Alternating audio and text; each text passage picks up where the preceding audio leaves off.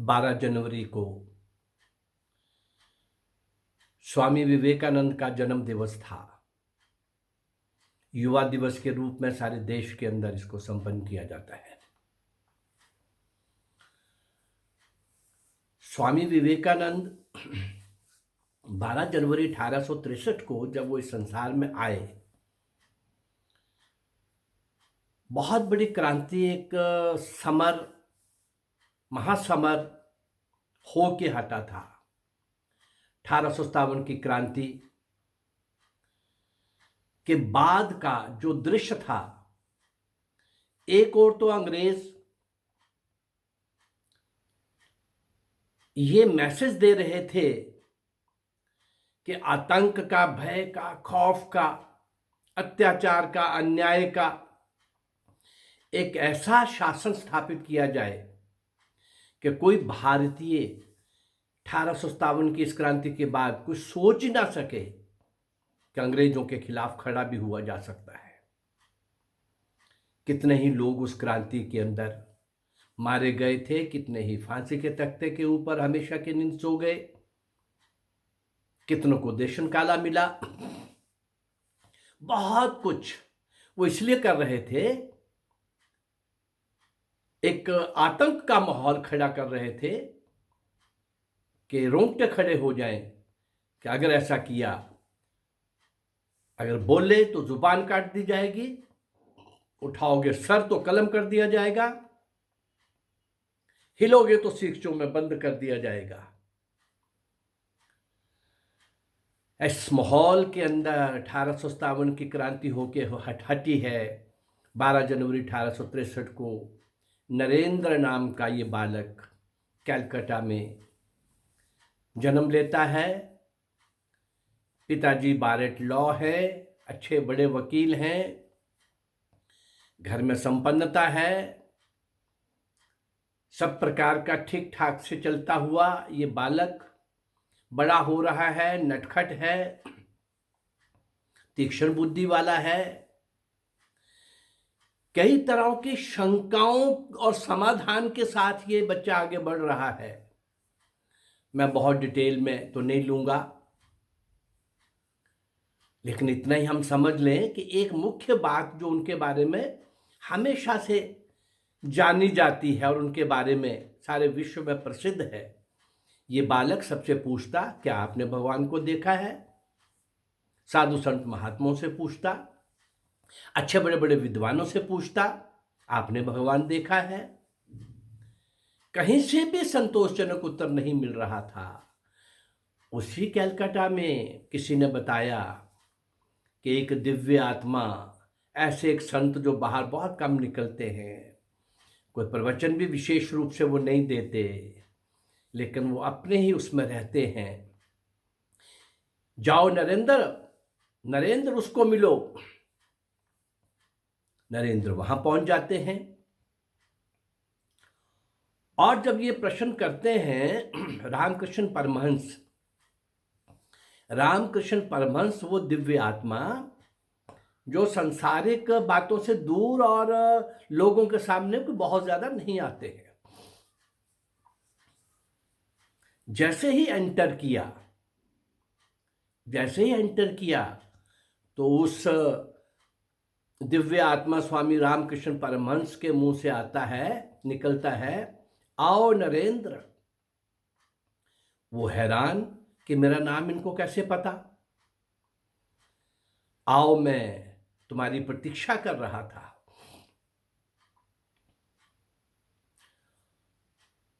पर ये बालक और ये किशोरावस्था में आ चुका है और बोल रहा है कि आपने भगवान देखा है?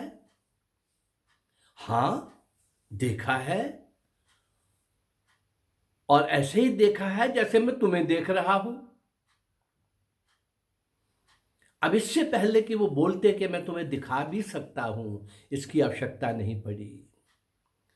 दिव्य आत्मा का ये बोलना, आओ नरेंद्र, मैं तुम्हारी प्रतीक्षा कर रहा हूं, और हां, मैंने भगवान देखा है, ऐसे ही देखा है जैसे मैं तुम्हें देख रहा हूं,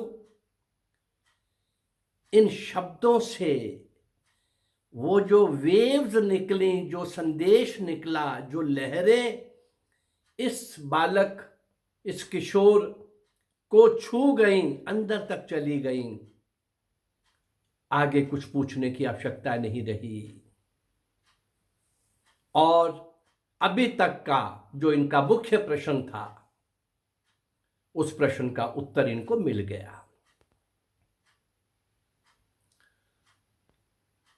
एक दिन यही बालक, यही किशोर युवावस्था की ओर बढ़ रहा है, स्कूल कॉलेज की पढ़ाई हो चुकी है, और पूरे भारत को एक बात इसके मन को बहुत, पूरे भारत को देखने के बाद कौंध रही है, परेशान कर रही है, कि आखिर ये अंग्रेज ऐसा क्यों कर रहे हैं, हम गुलाम क्यों हैं। ये सोने की चिड़िया भारत, विश्व गुरु भारत, इसने कभी तलवार की नोक पर नहीं, अपनी संस्कृति सभ्यता के श्रेष्ठता के गुणों के आधार पर सारे विश्व के अंदर इतना शिखर का पद जो है वो प्राप्त किया, शिखर पर बैठा रहा सदियों तक। उस भारत के अंदर कभी पठान, कभी मुगल, कभी तुर्क, कभी अफगान, कभी फ्रेंच, कभी डच, कभी इंग्लिश, ये सब क्या हो रहा है। मुट्ठी भर लोग आते हैं और इतने बड़े समाज के ऊपर इतने बड़े अत्याचार करने लगते हैं, और हम चुप खामोश, ये क्यों हो रहा है। इस तरह के प्रश्नों से आगे बढ़ता हुआ, और अब रामकृष्ण परमहंस से मिलने के बाद, लेकिन एक दिन ये नरेंद्र खड़े हैं रामकृष्ण परमहंस के सामने और कहते हैं, महाराज, मुझे वो समाधि की वो अंतिम अवस्था जो है, वो जो चरम अवस्था है, शिखर अवस्था है, उसके जरा दर्शन करा दीजिए, उसके बारे में कुछ सिखा दीजिए, बतला दीजिए। स्वामी रामकृष्ण परमहंस ये सुनने के बाद यूं टेढ़ा होके देखते हैं, घूर कर स्वामी नरेंद्र की तरफ। नरेंद्र, छी, तुम इस बात के लिए संसार में नहीं आए। अब ये दो दिव्य आत्माओं का ही मेल हो रहा था, वो प्रतीक्षा कर रहे हैं नरेंद्र की। नरेंद्र को उनसे मिलने के बाद एक अंदर से दिव्य चेतना का निर्माण हुआ है, वो कुछ बोल नहीं पा रहे। अब कई जन्मों की अध्यात्म की पूंजी लिए वो तो आए ही थे, और इस बार भी वो वैसा ही शायद मोक्ष की ओर बढ़ना चाहते थे। परंतु ये जो प्रश्न उभर रहे थे स्कूल कॉलेज में, जो उन्होंने अंग्रेजों का अत्याचार देखा था, पक्षपात देखा था, तानाशाही देखी थी, और सहमे सहमे भारतीयों के डरे डरे चेहरे देखे थे, वो सब भी तो साथ चल रहा था। और जब उस दिव्य आत्मा रामकृष्ण परमहंस ने कहा, नरेंद्र, तुम इस बात के लिए संसार में नहीं आए, जाओ भारत की यात्रा करो, भारत को समझो, भारत मां को तुम्हारी आवश्यकता है, भारत मां को ही नहीं सारे विश्व को तुम्हारे द्वारा नियति ने कुछ संदेश दिलवाना है। इस समाधि के चक्कर से निकलो। खूब डांटते हुए, उसको आह्वान करते हुए, उसका वो उस हनुमान की तरह का वो जागृत करते हुए, जो हनुमान भूल गया था उड़ना, और फिर जामवंत के स्मरण कराने पर वो पूरे समुद्र को पार करके लंका दहन करके आने वाला वो महाबली, अंजलि पुत्र, पवन सुत हनुमान, महावीर, बजरंगबली, उस प्रकार से नरेंद्र के अंदर वो जागृत करते हुए और स्मरण करवाते हुए, आखिर उसने दिव्य आत्मा रामकृष्ण परमहंस ने ये भी बोला, नरेंद्र, अभी ये करो, हां, मैं तुम्हारी ये इच्छा भी पूर्ण कर दूंगा, उस समाधि के संबंध में बता भी दूंगा, लेकिन उसकी चाबी मेरे पास रहेगी। वो मुझे कब आपको देनी है ये फैसला मैं करूंगा, लेकिन अभी जाओ, जाओ भारत को समझो। नरेंद्र निकल पड़े पैदल, गांव गांव के अंदर, खेत खलिहान, चौक बाजार, गली कूचे में सब जगह गए, विद्वानों के पास, आश्रमों में, मंदिरों में, मठों में, बुद्धिजीवियों में, विद्वानों के साथ चर्चाएं करते हुए, अपनी शंकाएं उनके सामने रखते हुए, उनकी बातें सुनते हुए नरेंद्र एक दिन कन्याकुमारी पहुंचते हैं और तमिलनाडु के आज के तमिलनाडु के कन्याकुमारी के उस समुद्र सी शोर पर जहां 3 समुद्र मिल रहे हैं और कुछ हिस्सा उसका पार करके बीच में खड़ी एक शिला के अंदर बैठते हैं, रात भर वहीं समाधि में रहते हैं। सुबह सूर्य की किरण के साथ साथ एक किरण के दर्शन इनको पहले हो गए थे, वो किरण पश्चिम की ओर जा रही है। संदेश मिल गया था कि मुझे पश्चिम की ओर जाना है। वहाँ से चेन्नई आते हैं। चेन्नई में इनको चाहने वाले, इनकी विद्वता की चर्चा करने वाले, प्रभावित हो जाने वाले लोगों ने कहा, महाराज अमेरिका के शिकागो नाम के स्थान पर एक बहुत बड़ी अंतर्राष्ट्रीय धर्म महासभा होने वाली है, उसके लिए आप तैयार हो जाइए। मैं उस डिटेल में नहीं जा रहा, ये चल पड़े।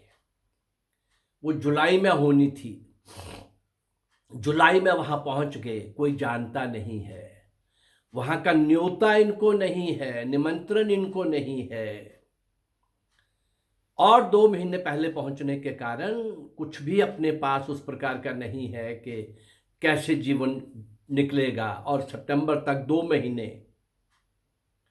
अब मैं उस दिशा में भी नहीं जा रहा कि उन 2 महीनों में इन्होंने क्या क्या किया, कैसे कैसे किया, किसके द्वारा उस सभा में, महासभा में जाने का निमंत्रण मिला। और वो निमंत्रण 2 मिनट बोलने का था। 11 सितंबर से 27 सितंबर 1893,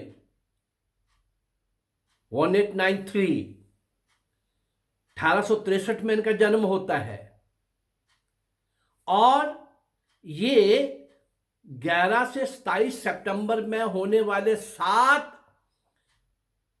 भाषणों के मुख्य वक्ता के नाते तय हो जाते हैं।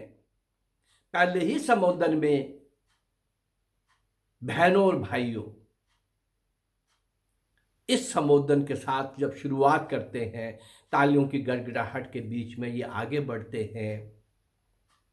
भारतीय संस्कृति, सभ्यता और भारत दर्शन, गीता, महाभारत, रामायण, वेद, उपनिषद, पुराण के सार गीता को जिस ढंग से ये सबके सामने, सारे विश्व के सामने अलग अलग लेक्चर के अंदर रखते चले जाते हैं, विश्व गुरु भारत के संबंध में, भारतीय संस्कृति सभ्यता के संबंध में, धर्म के संबंध में, आचार व्यवहार के संबंध में, और धरती पर सर्वश्रेष्ठ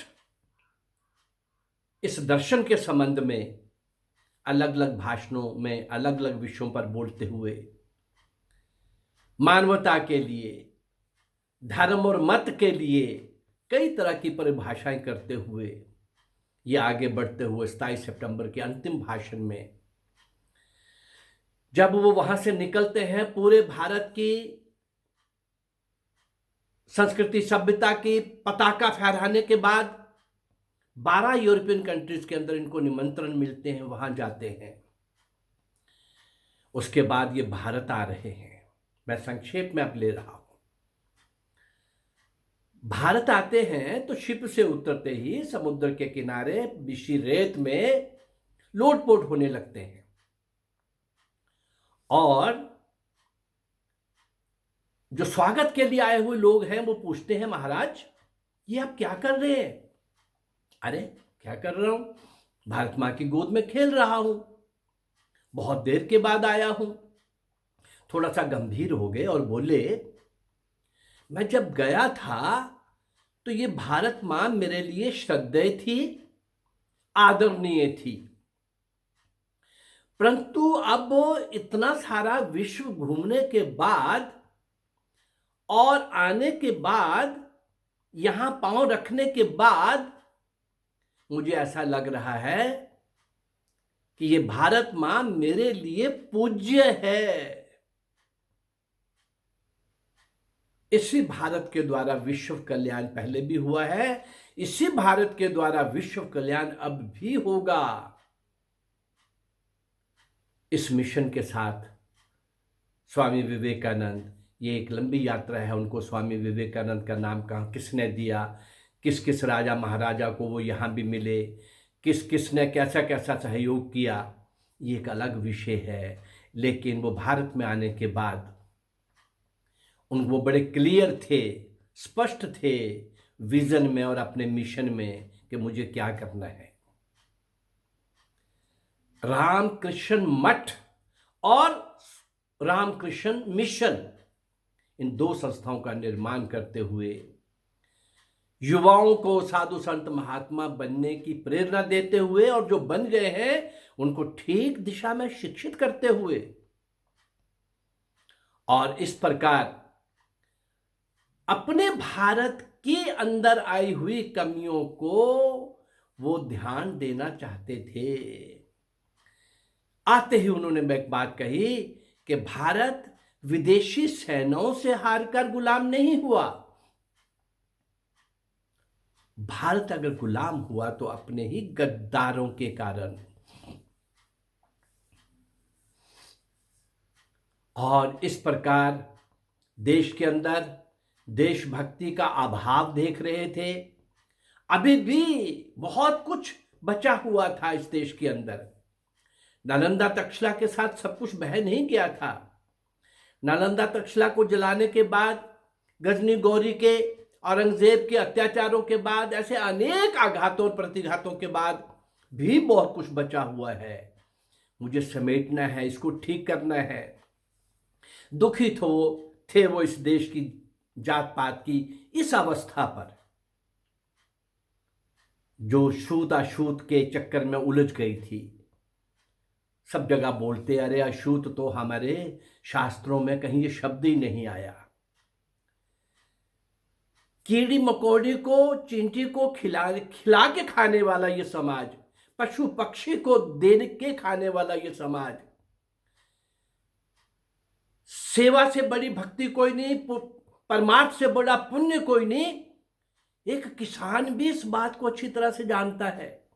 ऐसा समाज ये कैसे अपने अपने सिमट गया और अपने अपने ही घेरे में घिर गया।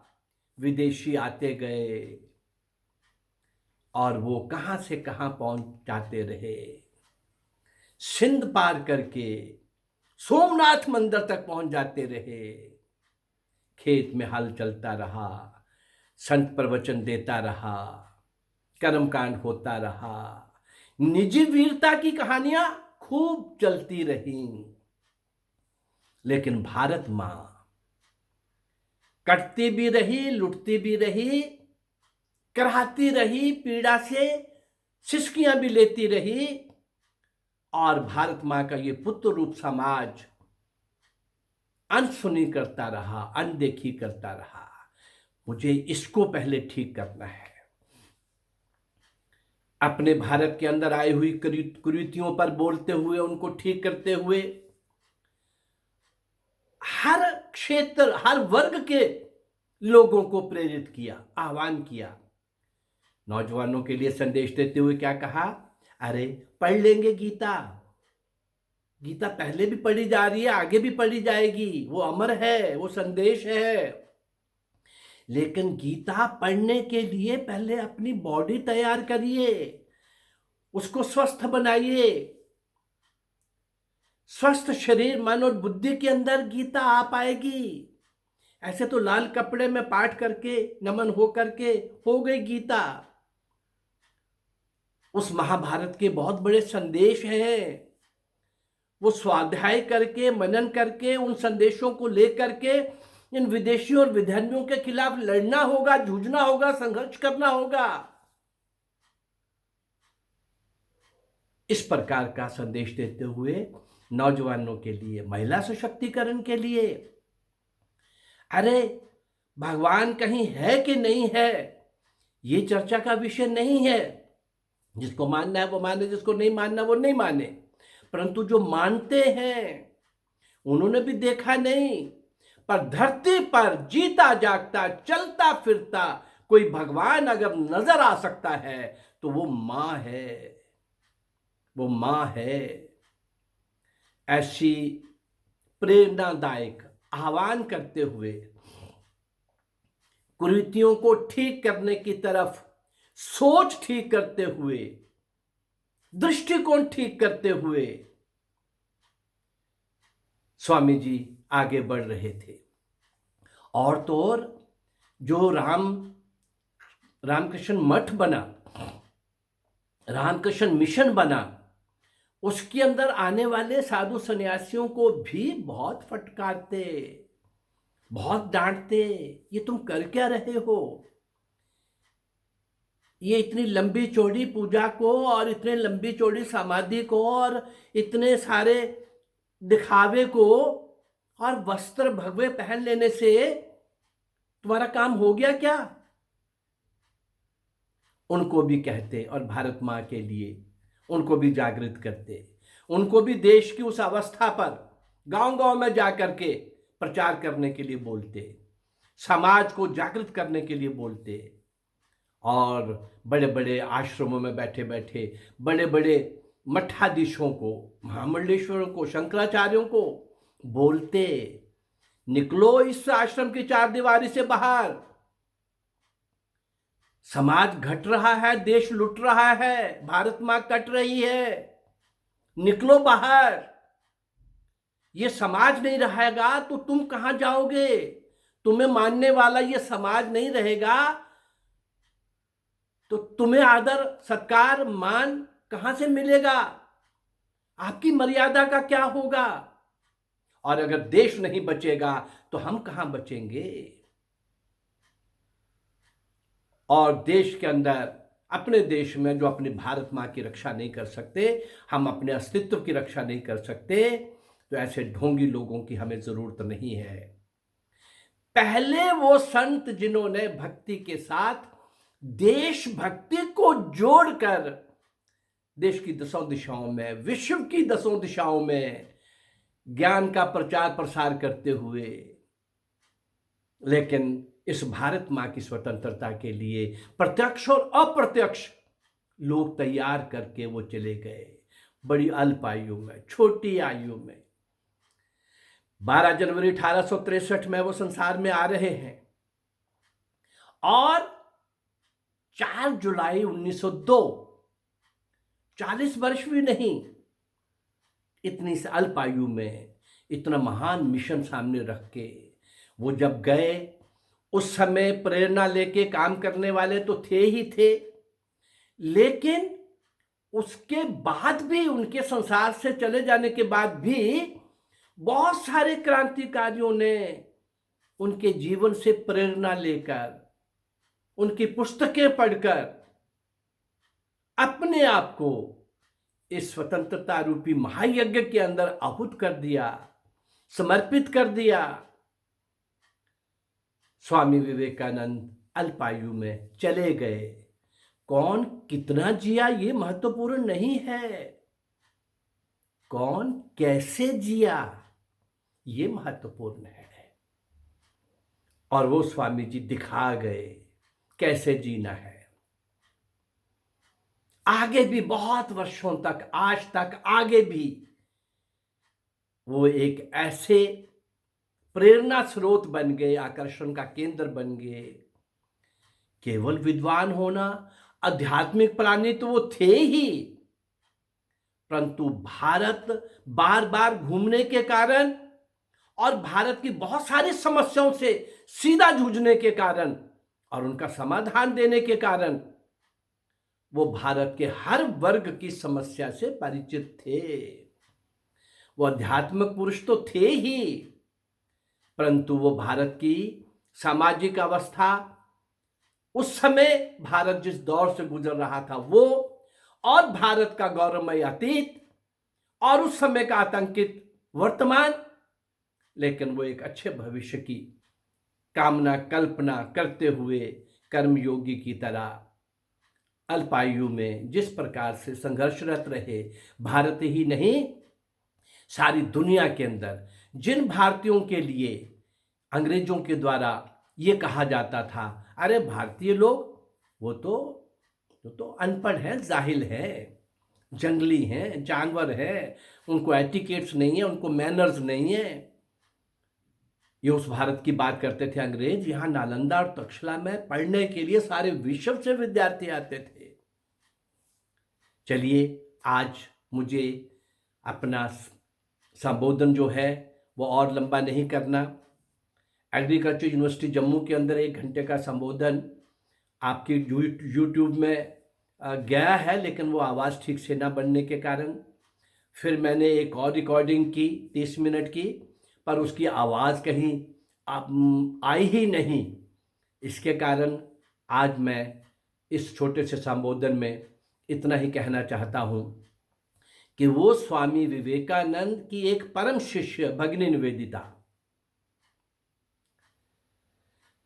भगिनी निवेदिता भारत के अंदर पुणे में एक चाफेकर परिवार में 3 भाई, तीनों के तीनों देश के लिए कुर्बान हो जाते हैं, शहीद हो जाते हैं, फांसी के तख्ते के ऊपर हमेशा की नींद सो जाते हैं। उसकी मैं वीडियो आपको दे चुका हूं इससे पहले, चाफेकर बंधुओं का बलिदान। भगिनी निवेदिता के मन में आता है कि मैं उस मां के दर्शन तो करूं, देखूं और उसको सांत्वना भी दे के आऊं। 3 लाल, तीनों के तीनों कुर्बान, शहीद। भगिनी निवेदिता ने जैसे ही एंटर किया, ये सोच रही थी कि मुझे कुछ सांत्वना देने के शब्द बोलने हैं, लेकिन भगिनी निवेदिता के एंटर करते ही वो मां आंखों में चमक, चेहरे पे तेज लिए, आत्मविश्वास से लबालब, और इस महिला का भगिनी निवेदिता का स्वागत करती हुई कहती हैं, आइए, मैं धन्य हो गई, मेरी कोख धन्य हो गई, मेरे तीनों लाल बड़ी मां की सेवा में काम आ गए। बड़ी मां यानी भारत मां, मैं धन्य हो गई, मेरे 3 लाल, तीनों के 3, मेरे वो 3 पुष्प भारत मां के चरणों में समर्पित हो गए। ये सुनकर बात लंबी हुई, लेकिन वहां से निकलती हैं और सोचते हुए निकलती हैं, अरे मैं तो सांत्वना देने आई थी, लेकिन जिस देश में इस प्रकार की माताएं होंगी, उस देश को कोई भी ज्यादा देर गुलाम नहीं बना सकेगा। भगिनी निवेदिता जो विदेशी महिला थी, लेकिन स्वामी विवेकानंद की परम शिष्य बन करके देश विदेश में उनके संदेश को दे रही थी। बाद में वो उनके संदेश को तो वैसा था ही था, भक्ति के साथ देशभक्ति, लेकिन भगिनी निवेदिता ने प्रत्यक्ष अप्रत्यक्ष इस देश की स्वतंत्रता के लिए भी काम किया। स्वामी विवेकानंद से प्रेरणा लेकर के बहुत सारे लोगों ने स्वतंत्रता प्राप्ति के मार्ग पर गुलामी के खिलाफ लड़ने के लिए जिस प्रकार से बहुत सारे लोगों ने अपने प्राण न्यौछावर किए, संस्कृति सभ्यता की पताका फहराने वाला, सारे विश्व के अंदर पुनः भारत विश्व गुरु के स्थान को के लिए प्रस्थापित करने वाला, उस ओर बढ़ने वाला, और इस देश की कुरीतियों को, कमियों को समझने वाला और समझाने वाला अध्यात्म पुरुष, ये आह्वान करते हुए अल्पायु में हमारे बीच में से चले जाते हैं। लेकिन वो जो करके जाते हैं वो भारत माँ की स्वतंत्रता के लिए भी एक बहुत बड़ा योगदान था। जब दिव्य आत्मा रामकृष्ण परमहंस ने कहा था कि तुम भारतीय नहीं, सारे विश्व को एक संदेश देने के लिए आए हैं, आइए आने वाले समय में विश्व को उन्होंने क्या क्या संदेश दिया, इसकी चर्चा करेंगे। आज बस स्वामी जी के श्री चरणों में श्रद्धांजलि देते हुए यहीं पर मैं अपना संबोधन समाप्त कर रहा हूँ। अगर ये 1857 से 1947 वीर मंगल पांडे से सुभाष चंद्र बोस और वैसे तो राजा दाहिर से सुभाष चंद्र बोस तक के अज्ञात असंख्य जिन क्रांतिकारियों को, साधु संत महात्माओं को मैं आपके समक्ष लाने जा रहा हूं, जिनको इतिहास में कोई स्थान नहीं मिला। अगर ये मेरा प्रयास आपको अच्छा लग रहा है तो इस चैनल को लाइक करिए, सब्सक्राइब करिए और शेयर करिए। धन्यवाद। नमस्कार।